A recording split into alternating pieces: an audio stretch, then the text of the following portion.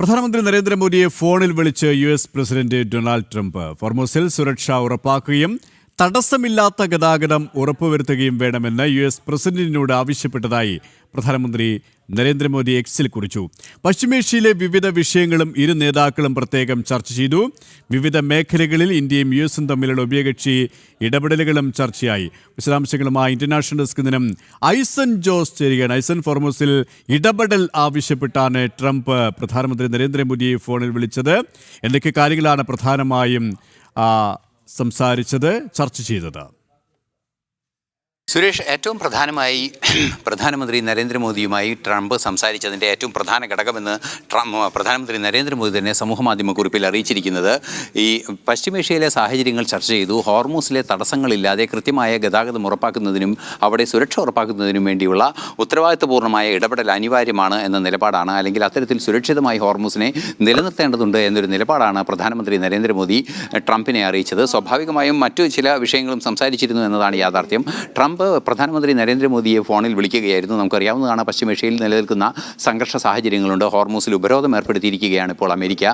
ഉപരോധം ഏർപ്പെടുത്തിയിരിക്കുന്നത് ഇറാൻ്റെ പോർട്ടുകൾക്കാണ്. ഇറാൻ്റെ പോർട്ടുകളിൽ, ഹോർമൂസിലെ ഇറാനുമായി ബന്ധപ്പെട്ട പോർട്ടുകളിലാണ് പ്രധാനമായും ഉപരോധം ഏർപ്പെടുത്തിയിരിക്കുന്നത്. ഇന്നലെ വൈകുന്നേരം ഏതാണ്ട് 24 മണിക്കൂറിന് ശേഷമാണ് ഇപ്പോൾ ഏതാണ്ട് 24 മണിക്കൂർ കഴിഞ്ഞിരിക്കുന്നു ഹോർമൂസിൽ ഉപരോധം ഏർപ്പെടുത്തിയിട്ട്. പക്ഷേ ഭാരതത്തിൻ്റെ കപ്പലുകളെല്ലാം തന്നെ കടത്തിവിടുമെന്ന കൃത്യമായ നിലപാട് അറിയിക്കുകയും ചെയ്തിരുന്നു. ആ ഭാരതത്തിൻ്റെ കപ്പലുകൾ കടത്തിവിടുമെന്നതുകൊണ്ട് തന്നെ ഭാരതത്തെ സംബന്ധിച്ചിടത്തോളം ഒറ്റയ്ക്കൊരു വിഷയമായി അതിൽ വലിയ പ്രതിഷേധമുണ്ടാക്കുന്ന വിഷയങ്ങളില്ല എന്നതൊരു യാഥാർത്ഥ്യം തന്നെയാണ്. ഭാരതവും അമേരിക്കയുമായുള്ള ഒരു ഉഭയകക്ഷി ബന്ധത്തിൽ ഇക്കാര്യം അത്രയും വലിയ ബുദ്ധിമുട്ടുകൾ ഉണ്ടാക്കുന്ന ഒരു സാഹചര്യമില്ല എന്നതൊരു യാഥാർത്ഥ്യം തന്നെയാണ്. ആ ഒരു പശ്ചാത്തലത്തിലാണ് ട്രംപ് പ്രധാനമന്ത്രി നരേന്ദ്രമോദിയെ ഫോണിൽ വിളിച്ച് സംസാരിക്കുമ്പോൾ ഈ ഹോർമൂസ് കടലിടുക്ക് സുരക്ഷിതമായും അതുപോലെ തുറന്നിരിക്കേണ്ടതും അനിവാര്യമാണ് എന്നൊരു നിലപാടാണ് പ്രധാനമന്ത്രി നരേന്ദ്രമോദി അറിയിച്ചത്. സ്വാഭാവികമായും അതിനു വേണ്ടിയുള്ള ഒരു ഇടപെടൽ പ്രധാനമന്ത്രിയുടെ ഭാഗത്തു നിന്ന് ഉണ്ടാകുമെന്ന പ്രതീക്ഷ ട്രംപിനുണ്ട് എന്ന് തന്നെയാണ് മനസ്സിലാക്കുന്നത്. രണ്ട് നേതാക്കളും ഇക്കാര്യം സംബന്ധിച്ച് ഏത് രീതിയിലാണ് പ്രധാനമന്ത്രി നരേന്ദ്രമോദിയുടെ ഇടപെടൽ ഉണ്ടാകേണ്ടത്, അല്ലെങ്കിൽ ഏതാണ് പ്രതീക്ഷിക്കുന്നത് എന്നത് സംബന്ധിച്ചുള്ള